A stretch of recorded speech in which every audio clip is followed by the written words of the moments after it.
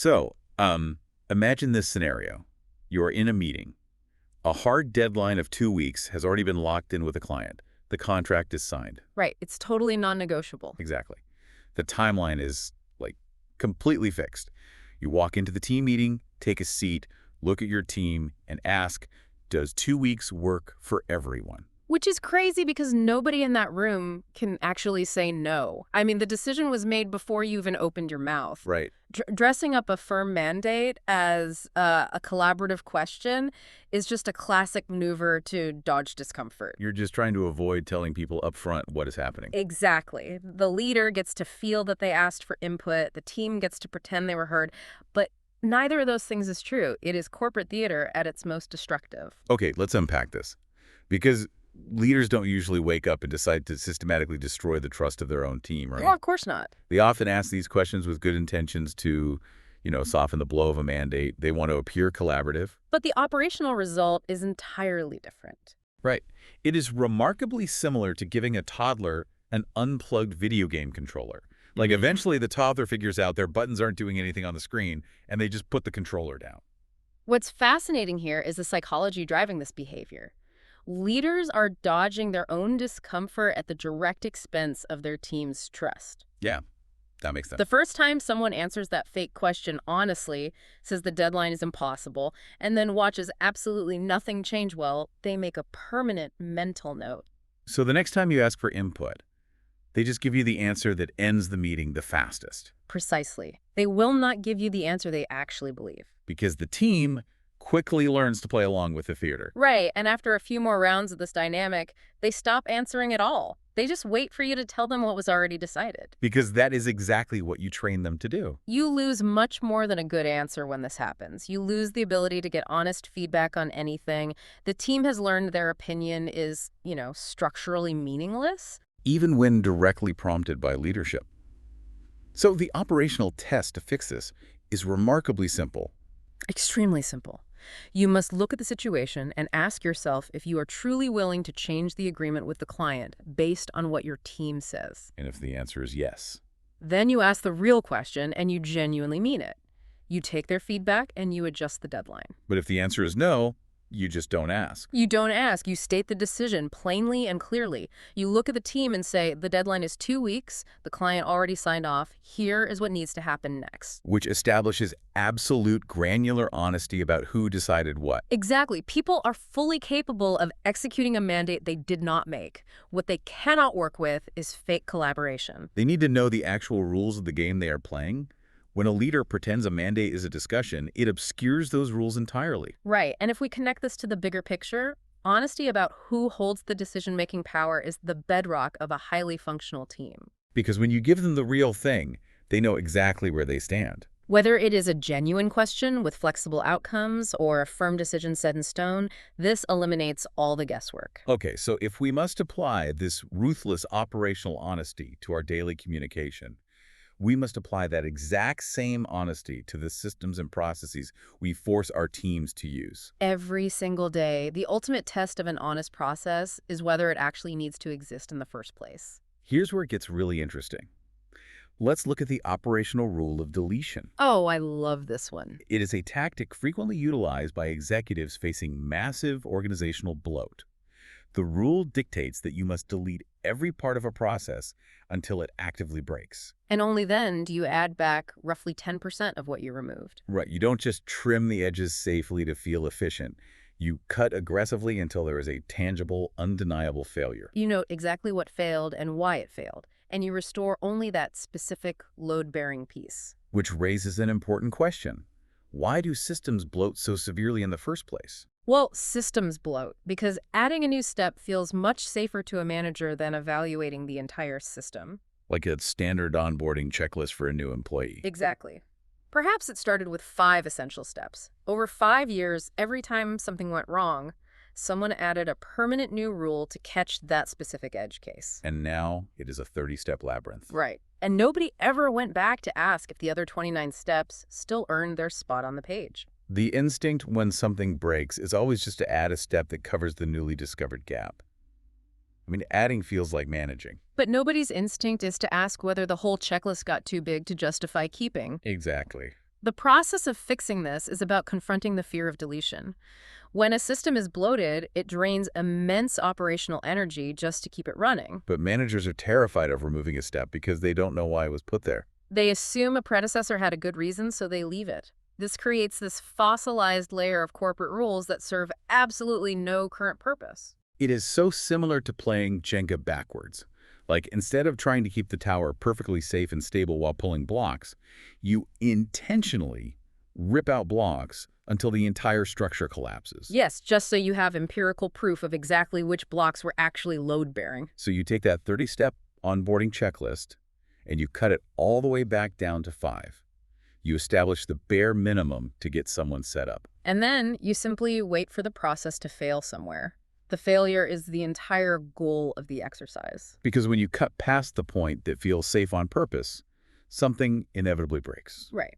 Perhaps the new hires cannot reach the shared drive because no one added them to the correct security group. So you identify that precise point of failure. And you restore that one single step to the checklist. You leave the other 24 steps permanently deleted. You essentially force the system to prove which parts are actually necessary for survival. The operational rule of thumb here is absolute. If you do not have to add anything back, you simply did not delete enough. Because cutting too little means you never find out what was truly load-bearing and what was just historical baggage. Deleting until failure is really the only way to find operational truth in a large organization. But once you strip a process down to its load-bearing elements, the immediate corporate instinct is to throw technology at it. Oh, constantly. But if you automate a process before you run it through that aggressive deletion phase, you are not fixing waste. You're just making the waste invisible. Exactly. Automating a bad process just keeps the garbage running faster without anyone having to notice it anymore. So to fix this and prevent the automation trap, you have to execute 4 strict operational steps in a very specific order. Yes, and you cannot skip these or reorder them. First, you question every requirement. You aggressively ask why each piece exists and who genuinely needs it. Second, you delete what you can. You completely remove entire steps that cannot survive that first line of questioning. Third, you simplify what is left. You take the remaining pieces and cut the format down to only what people actually use to make decisions. And fourth, you accelerate the cycle. You shrink how long the simplified version takes to run. Right. Automation is strictly the final step, applied only to what survives those first 4 phases. Let's look at a highly granular example of this. Okay, consider this. Every Monday morning, someone on your team spends a full hour pulling numbers from 3 different software systems to build a weekly report. A massive multi-tab spreadsheet. Exactly. They send it to a distribution list of 20 people, but almost nobody reads past the subject line. So the immediate fix proposed by modern management is usually an automated bot. Right. They hire a developer to build a script that pulls the data and sends the report automatically. But wait, if a bot is doing the work instantly in the background, why does it matter if the process is bloated? The computer's doing the heavy lifting, not me. It seems like a perfectly viable solution to just let the machine handle the garbage, right? Yeah, exactly. But if we connect this to the bigger picture, waste is not just a loss of individual human time on a Monday morning. Waste is a heavy, compounding burden of complexity. Ah, the long-term maintenance. Precisely. When you automate waste, you entrench a broken system so deeply into your company's infrastructure that no one will ever question it again. The report still goes out every single week. It still gets ignored by 19 people, but now it requires API keys. It requires server space. And when one of those 3 software systems updates its interface, well, the bot breaks. Exactly. Then you have to pull an expensive software engineer off a valuable project to spend 3 days fixing a bot that generates a report nobody reads. It becomes a permanent phantom drain on your technical systems and your engineering resources. Instead of falling into that trap, you must run that weekly report through the 4 steps. Right, so first, question why it goes out weekly and who actually reads it. You check the internal metrics and discover only 2 people on the 20-person list actually open the file. And one of them only checks a single metric on the first page. So second, you move to deletion. You delete the other 18 names on the distribution list. You remove the 4 spreadsheet tabs that nobody ever opens. You stop gathering the data for the metrics that do not drive any business decisions. Third, you simplify the remaining data. You condense those 5 complicated spreadsheet tabs into one single, highly readable page. presenting only the numbers those two leaders actually need to run their departments. And fourth, you accelerate the cycle by pulling from a single centralized data source instead of manually cross-referencing 3 different systems. Which cuts the manual build time from an hour down to 10 minutes. So what is left after that rigorous gauntlet is actually worth the investment of automating. You build the bot now, but you build it exclusively for the 10-minute version that 2 people actually read and use. Because if you skip those 4 steps, automation simply makes your operational waste run at light speed. You lock in bad habits using expensive technology, and you cannot successfully run those 4 steps in a vacuum. Right. A system can only be accurately simplified if you are designing it alongside the people whose boots are actually on the ground.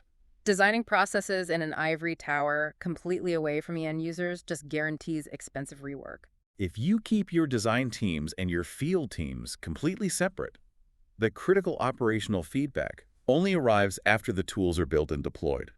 And rework is not an unpredictable mistake in these scenarios. Rework is the guaranteed mathematical outcome you get every single time. Every time you design a process away from the people who have to actually execute it. Think about a new client engagement process. It often gets built across a series of board meetings by people who haven't worked a store floor in years. The new process gets tested against what a client conversation should theoretically look like on a whiteboard.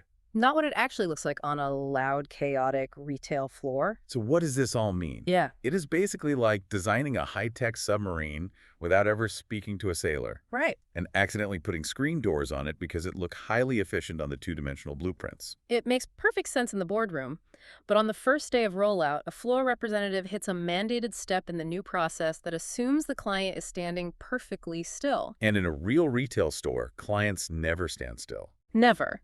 They are looking at their phones, managing their children, and walking toward the door. But if you build the exact same process alongside 3 representatives who actually run the floor in the stores before it ever ships, the outcome changes completely. You bring them into the boardroom on day 1. One of those representatives flags the step about the client standing still immediately. They flag it while it is still just a dry erase bullet point on a whiteboard. Because it costs absolutely nothing to erase a whiteboard. The step gets rewritten immediately to match the reality of a moving customer, long before a single store receives the new tools. You experience no 3-month delay of gathering complaints from frustrated employees. You avoid the massive cost of reprinting laminated instructional cards. Which nobody actually follows anyway. This really highlights the massive hidden cost of management ego, doesn't it? It absolutely does. Leaders inherently assume they understand the reality of the floor because they managed it 5 years ago, or they look at dashboards every morning. But the floor constantly shifts. Customer behavior changes, point of sale systems lag, the physical layout of the store introduces friction. Co-designing with your operators is not some feel-good team-building exercise. It is a strict structural requirement for cheap, highly effective operations. If the operators are not holding the pen during the design phase, the design will fail upon contact with reality. Exactly. Which brings us to the ultimate operational mechanic, how we manage the actual individuals running these systems. Right, we have dismantled how we communicate decisions, how we build processes, and how we design tools. Now, to maximize human performance within those systems, we have to discard one of the most famous pieces of advice we have ever been taught. You mean the golden rule? Yes. The directive to treat others how you want to be treated is operationally flawed. We are taught the golden rule as an absolute moral good from childhood. And in a social setting, it definitely holds value. But in a strictly operational environment, assuming everyone wants to be managed the exact same way you want to be managed is highly destructive. It operates on the false assumption that everyone processes work, absorbs information, and solves problems exactly the way you do. You must learn how each individual on your team is uniquely wired, and you must build your operations around their specific wiring, not your personal preferences. Take your absolute best problem solver on the engineering team, for example. Right. Say she goes completely quiet for 2 days when she is deep into solving something incredibly hard. She stops answering messages, declines invitations, and buries herself in the problem. As a manager who thrives on constant communication, this makes you nervous. You operate by checking in. So you pull her onto a mandatory daily 10-minute stand-up meeting anyway, just to ask for a quick status update. And you watch her entirely lose the thread of 6 hours of deep, focused work just to answer a minor administrative question. You think you are keeping everyone looped in and aligned. You are managing her the way you would want to be managed. But she thinks you just cost her 2 days of productive momentum. She needs the 2 days of uninterrupted silence before she has anything worth sharing. Drag her onto a call before she's ready, and a jumbled, useless sentence comes out. But leave her alone for those 2 days, and she comes back with a highly engineered solution the whole team can use permanently. She is still a vital team player, but she requires structural space when working through complex logic. Forcing her to operate on an extrovert's communication schedule destroys her value. Then you might have another team member with the exact opposite wiring. They thrive on running energetic client calls. They can read a room, de-escalate a frustrated vendor, and close a deal with exceptional skill. But they completely shut down the moment an internal conversation turns into a technical deep dive about database architecture. So do not force them into those technical meetings just to ensure everyone is kept in the loop. Let them own the client relationship entirely. You bring them in only once the technical work is solid enough to translate into a high-level summary they can share with non-technical stakeholders. Protect them from the technical weeds so they can operate at their highest capacity where they are actually gifted. But isn't this just coddling people? I mean, if a company has a standard operating procedure, shouldn't professionals just adapt to the standard? That's a common pushback. Like, we pay them to do a job. They should follow the corporate rhythm. Using the golden rule in management seems fair because everyone gets treated exactly the same. Managing everyone differently feels like a boss buying everyone size 10 shoes, just because that is what fits their own feet. Right. Doesn't matter how nice the shoes are constructed, half the team is going to be limping. What's fascinating here is that modifying your management style based on individual wiring is absolutely not coddling. It is precise resource allocation. Right. Forcing a deep thinker into a rapid-fire social status meeting is exactly like using a highly tuned sports car to tow a heavy tractor out of a ditch. It is a complete fundamental misunderstanding of the asset you have at your disposal. You would never put diesel fuel into an electric vehicle and expect it to perform just because diesel works great for the delivery trucks. Exactly. You learn how each person is wired, and you run the daily operations around that wiring. This requires setting aside your own ego and your own comfort zone. I see. If you start treating the people around you like mirrors reflecting your own preferences, and you stop treating your daily processes like sacred monuments that can never be deleted, what hidden capacity in your own team is currently being suffocated by a system designed for a version of you that doesn't even exist?